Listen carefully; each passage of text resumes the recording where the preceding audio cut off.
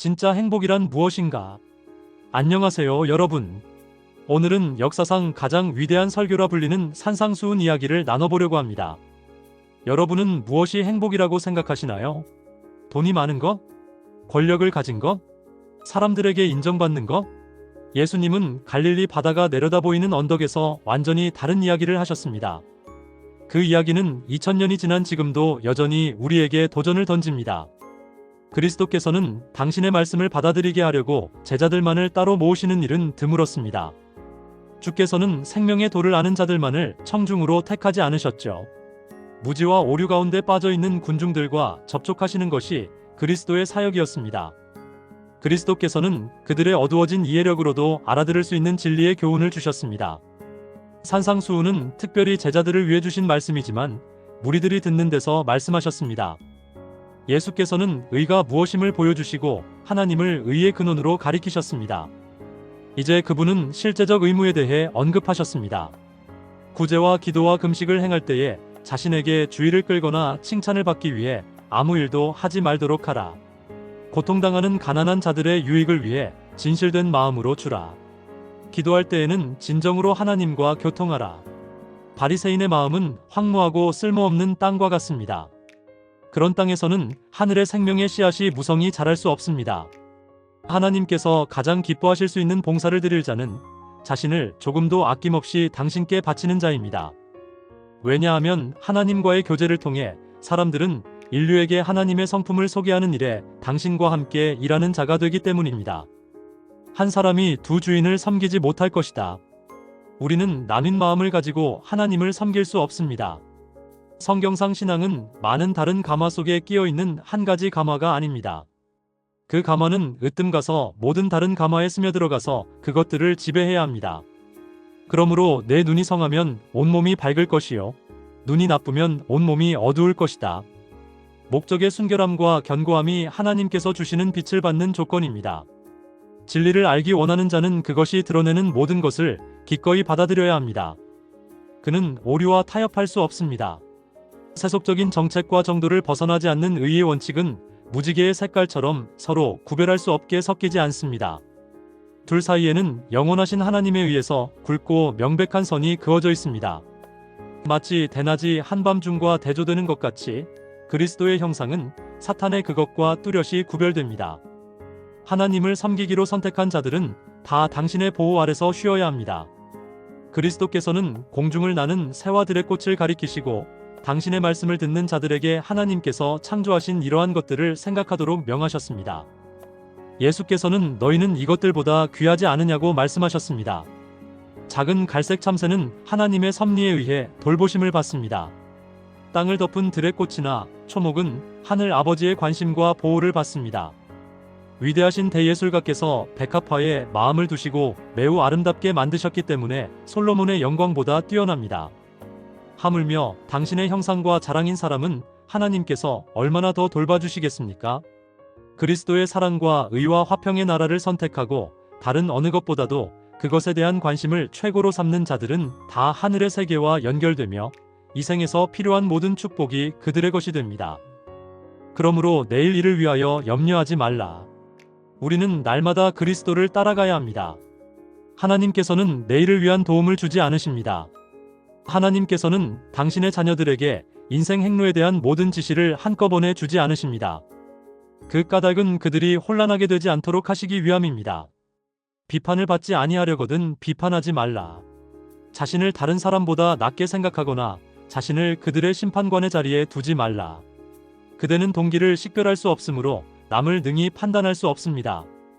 남을 비판함으로 그대는 자신에게 유죄 선고를 내리는 것입니다. 좋은 나무는 좋은 열매를 맺을 것입니다.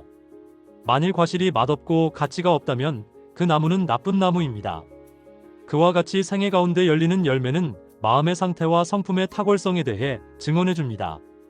선한 행위로 결코 구원을 살 수 없지만 그것은 사랑으로 행하고 심령을 깨끗하게 하는 믿음의 증거입니다.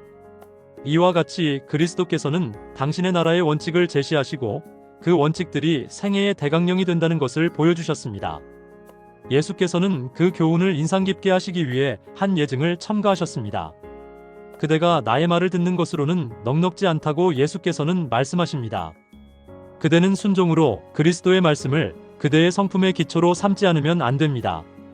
자아는 흐르는 모래에 지나지 않습니다. 만일 그대가 인간의 이론과 창안 위에 그대의 집을 세운다면 그것은 무너질 것입니다. 시험의 바람과 시련의 폭풍으로 말미암아 그 집은 쓸려감을 당할 것입니다. 그러나 내가 말한 이 원칙들은 길이 존속할 것입니다. 나를 영접하라. 나의 말씀 위에 건설하라. 그러므로 누구든지 나의 이 말을 듣고 행하는 자는 그 집을 반석 위에 지은 지혜로운 사람 같으리니 비가 내리고 창수가 나고 바람이 불어 그 집에 부딪히되 무너지지 아니하나니 이는 주초를 반석 위에 놓은 연고요. 여러분, 오늘 우리는 역사상 가장 위대한 설교라 불리는 산상수훈을 살펴봤습니다. 이 설교가 2000년이 지난 지금도 여전히 우리를 불편하게 만드는 이유는 무엇일까요? 그것은 이 설교가 우리의 가치관을 완전히 뒤집기 때문입니다. 우리 사회는 말합니다. 강한 자가 이긴다. 자신을 먼저 챙겨라. 남들에게 지지 마라. 하지만 예수님은 말씀하십니다. 온유한 자가 복이 있다. 화평케 하는 자가 복이 있다. 원수를 사랑하라. 우리는 성공을 추구합니다. 더 많은 돈, 더 높은 지위, 더 큰 명예. 하지만 예수님은 말씀하십니다. 마음이 가난한 자가 복이 있다. 의에 줄이고 목마른 자가 복이 있다. 우리는 외모를 꾸미고 이미지를 관리합니다. 하지만 예수님은 말씀하십니다. 참된 성품은 속에서 밖으로 발산되는 것이다. 산상수훈이 주는 메시지는 명확합니다. 진정한 행복은 세상이 말하는 곳에 있지 않습니다. 그것은 하나님과의 관계 속에서 그분의 성품을 닮아가는 과정 속에서 발견됩니다. 가장 인상 깊은 것은 예수님께서 이 모든 말씀을 하신 후 마지막에 하신 말씀입니다. 누구든지 나의 이 말을 듣고 행하는 자는 그 집을 반석 위에 지은 지혜로운 사람 같다. 듣는 것만으로는 충분하지 않습니다. 행해야 합니다. 생각해 보세요. 우리는 얼마나 많은 좋은 말씀을 들었습니까? 얼마나 많은 진리를 알고 있습니까? 하지만 문제는 알고 있느냐가 아니라 실천하느냐입니다. 바리새인들은 율법을 누구보다 잘 알았습니다. 하지만 그들은 그것을 삶에서 실천하지 않았습니다. 그래서 예수님은 그들의 의가 불충분하다고 말씀하셨습니다. 산상수훈은 우리에게 묻습니다.